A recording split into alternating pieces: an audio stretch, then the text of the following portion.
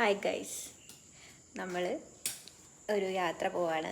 എല്ലാ തിങ്കളാഴ്ചയും രാത്രി 12:10 പയ്യന്നൂർ എത്തുന്ന പൂർണ്ണ എക്സ്പ്രസ്സിനാണ് നമ്മൾ മൂകാംബികയ്ക്ക് പോകുന്നത്. നമ്മളൊരു 11 മണിയൊക്കെ ആയപ്പോൾ വീട്ടിൽ നിന്ന് ഇറങ്ങി പയ്യന്നൂർ റെയിൽവേ സ്റ്റേഷനിൽ വണ്ടി പാർക്ക് ചെയ്യണമായിരുന്നു.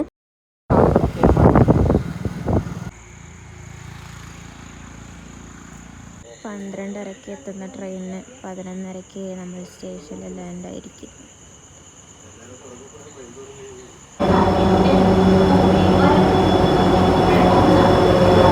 റിസർവേഷൻ കിട്ടാത്തതുകൊണ്ട് നമ്മൾ ജനറൽ കമ്പാർട്ട്മെൻറ്റിലാണ് പോയത്.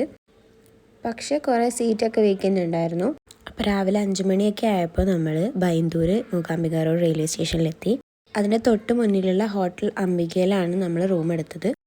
24 hours 3000 ഇവിടെ ആയത്. നല്ല സ്പേഷ്യസ് ആയിട്ടുള്ള റൂമായിരുന്നു. 2 ബെഡൊക്കെ ഉണ്ടായിരുന്നു.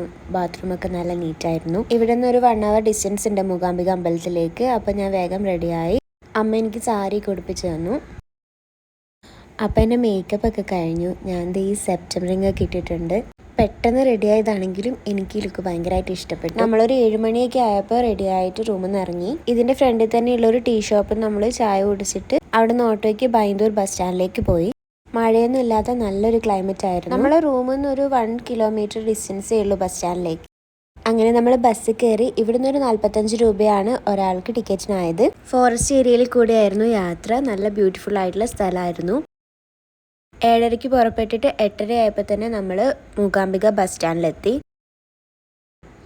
അവിടെ നിന്ന് ഒരു ചേച്ചിയുടെ അടുത്ത് നമ്മൾ പൂവെല്ലാം വാങ്ങി. ബസ് സ്റ്റാൻഡിൽ നിന്ന് കുറച്ച് ദൂരം നടക്കാനുണ്ട് അമ്പലത്തിലേക്ക്.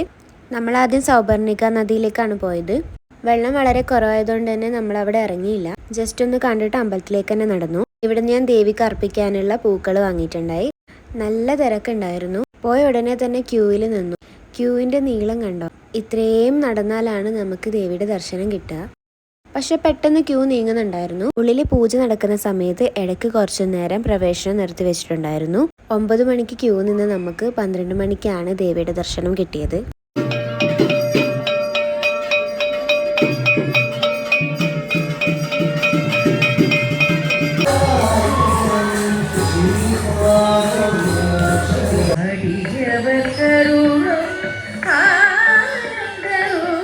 നമ്മൾ തിരക്കായതുകൊണ്ട് അന്നദാനം കഴിക്കാൻ നിന്നില്ല. പുറത്തൊരു ഹോട്ടലിൽ നിന്ന് ഫുഡ് കഴിച്ചു.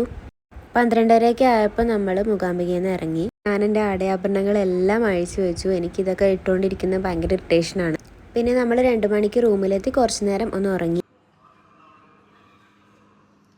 നമ്മൾ റൂമിൽ നിന്ന് ഇറങ്ങി. ഇനി മുരുടേശ്വരത്തേക്ക് പോവാണ്.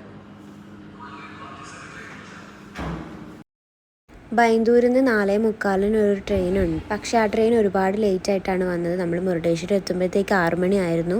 മുരുടേശ്വർ റെയിൽവേ സ്റ്റേഷൻ ഒരു 2 കിലോമീറ്ററോളം ഡിസ്റ്റൻസ് ഉണ്ടായിരുന്നു അമ്പലത്തിൽ. ഇവിടുത്തെ ഈ ഒരു വ്യൂ അടിപൊളിയായിരുന്നു. സൺസെറ്റ് ആകാറായപ്പോഴായിരുന്നു നമ്മൾ എത്തിയത്. അപ്പോൾ അവിടുത്തെ ലൈറ്റിങ്ങും ആ ഒരു ആംബിയൻസും എല്ലാം ഭയങ്കര രസമുണ്ടായിരുന്നു.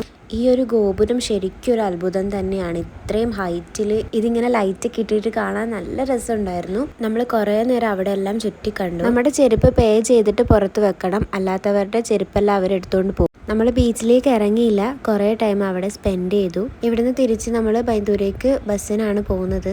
മംഗലാപുരത്തേക്ക് പോകുന്ന ഒരു സ്ലീപ്പർ ബസ് നമുക്ക് കിട്ടി. അങ്ങനെ ഒരു 9:30 ആയപ്പോൾ നമ്മൾ അംബികയിലെത്തി. രാത്രി 2 മണിക്ക് നമ്മൾ റിട്ടേൺ പോവാണ് നേത്രാവതി. അപ്പോൾ അംബികയിൽ തന്നെ റെസ്റ്റോറൻറ്റ് ഉണ്ട്. അവിടെ നമ്മൾ ഫുഡെല്ലാം കഴിച്ചു. നല്ല ഫുഡായിരുന്നു. മൊത്തത്തിൽ ഈ ഒരു ഹോട്ടലും അവിടുത്തെ സർവീസും എല്ലാം നമുക്ക് വളരെ ഇഷ്ടപ്പെട്ടു. കണ്ടോ, ഇത്രയും അടുത്താണ് നമുക്ക് റെയിൽവേ സ്റ്റേഷൻ.